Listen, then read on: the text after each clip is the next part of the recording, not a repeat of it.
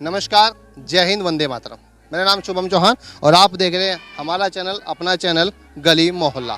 और फिलहाल हम खड़े हैं महाराणा प्रताप स्कूल में और आज़ादी का ही 75वां अमृत महोत्सव पूरा भारत बड़े धूमधाम से मना रहा है। हमारे चैनल की ओर से आप सभी को आज़ादी के इस 75वें अमृत महोत्सव की अनंत अनंत अनंत शुभकामनाएं। तो आज हमारे साथ इस आज़ादी के अमृत महोत्सव में चर्चा करेंगे रवि राणा जी, चेयरमैन किसान सेवा सहकारी समिति, और इनसे चर्चा करते हैं, जानते हैं इस आज़ादी के अमृत महोत्सव में इस बार क्या खास है।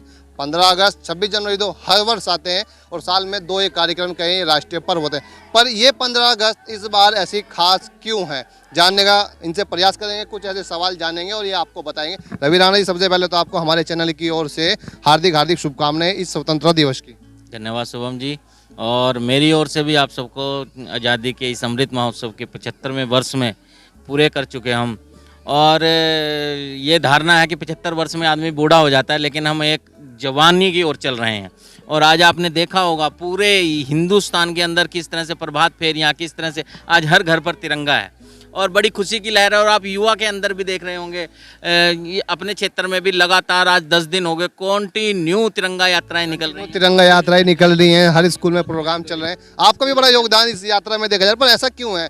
15 अगस्त, 26 जनवरी तो हर वर्ष आते हैं, इस वर्ष खास क्या है?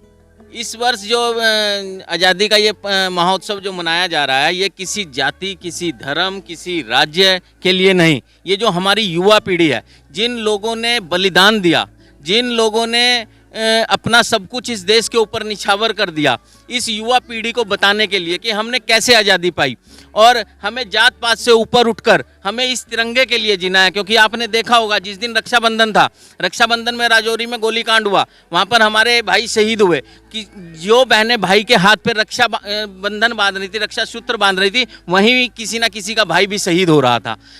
और वो सिर्फ इस तिरंगे की आन के लिए सीने पर, क्योंकि वो भी कहीं और जाकर जॉब कर सकता है, लेकिन नहीं, हमारा जो युवा है आज जाग चुका है। लोगों ने बहुत भ्रमित किया, लेकिन अब ये भ्रमित होने वाला नहीं है और निश्चित तौर पर युवा शक्ति जाग रही है और इस देश को उज्जवल भविष्य की तरफ आगे बढ़ रहे हैं और हम विश्व शक्ति की तरफ उभर रहे हैं। तो क्या इस तिरंगा की छत्र छाया में भारत विश्व गुरु बनेगा? निश्चित वो दिन दूर नहीं, आने वाले 10 सालों के अंदर आप देखना कि भारत विश्व गुरु बनेगा। नहीं, आज आपने ओलंपिक अभी जो गेम्स हुए हमारी, आप उसमें देखा होगा, कॉमनवेल्थ गेम्स में पहले हमारी स्थिति क्या होती थी और आज हमारी स्थिति क्या है।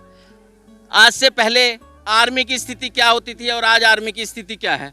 शिक्षा की स्थिति क्या होती थी, आज शिक्षा की स्थिति क्या है।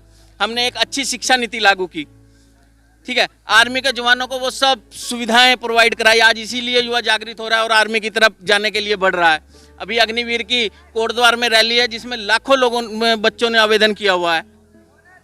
तो ये कह सकते हैं जो तिरंगा यात्रा भारत सरकार के द्वारा घर घर तिरंगा और हर घर तिरंगा अभियान चलाया जा रहा है, ये सफल होता दिखाई दे रहा है। निश्चित सफल होता दिखाई दे रहा है। मैंने कहा ना कि ये जो तिरंगा है, ये जात पात और ये सब चीजें खत्म करके, तिरंगा तो तमाम भारतीय का है, तिरंगा भारतीय का है। और इस युवा को भी समझ में आ रहा है कि जात पात में नहीं बटना है, हमें इस देश के भविष्य के लिए कुछ करना है और इस देश को, युवा शक्ति को, इससे हमें काम लेना है। और आज युवा शक्ति भी समझ चुकी है कि हमारे अंदर ताकत है कि हम इस देश को बदल सकते हैं।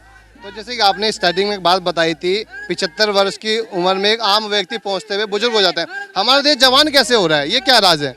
देखिए, आज इस देश के अंदर सबसे बड़ी आबादी युवाओं की है और आज जिस तरीके से आप शिक्षा नीति हो, स्टार्टअप हो, बहुत सारी ऐसी योजनाएं जो युवाओं के लिए चलाई गई हैं, उनमें युवा आगे आया है और वो प्रतिभाएं निखर कर आई हैं।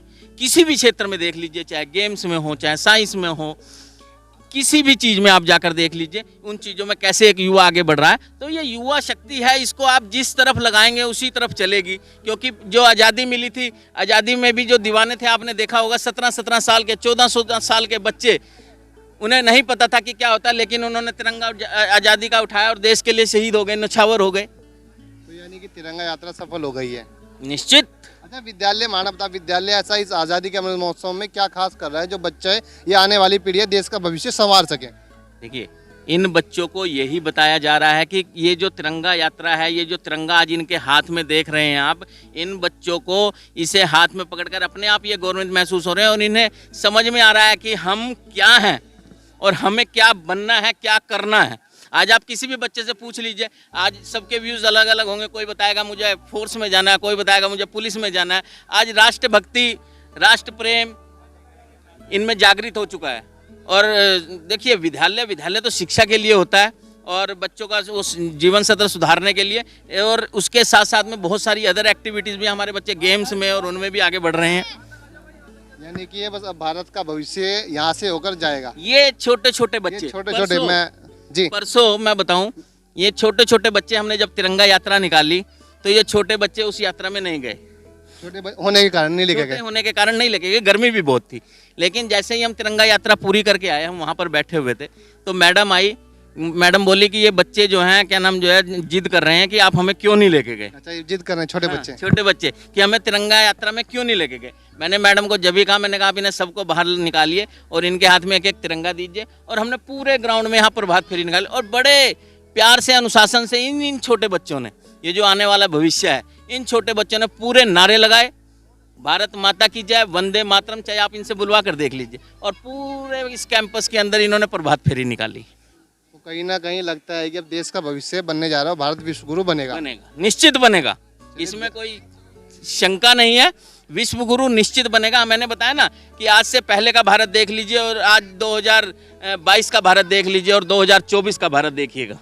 चलिए, धन्यवाद चेयरमैन रवि राणा जी। इन्होंने देश प्रति, देश भावना और देश के प्रति समर्पण जो बताया, वाकई में अद्भुत है और भारत विश्व गुरु बनेगा। और जैसे कि इन्होंने शुरू में बताया कि आज़ादी का ये 75वां अमृत महोत्सव हम मना रहे हैं और अमूमन एक आम व्यक्ति इस 75 वर्ष में आगे बुजुर्ग हो जाता है, पर हमारा देश जवान हो रहा है। और हो भी क्यों ना, क्योंकि इन युवाओं का देश है। ये देखिए, आप छोटे छोटे बच्चे, हम इन्हें नहीं कहेंगे, ये देश के वो मजबूत कंधे हैं जो आने वाले समय में कोई डॉक्टर्स बनेगा, कोई इंजीनियर बनेगा, कोई भारतीय सेना में जाएगा, कोई एयरफोर्स में जाएगा, कोई आर्मी में जाएगा और कोई व्यक्ति बड़ा नेता भी बनेगा। और यही वो देश का भविष्य। अगर इनकी आज नींव अच्छी होगी तो देश भी मजबूत होगा।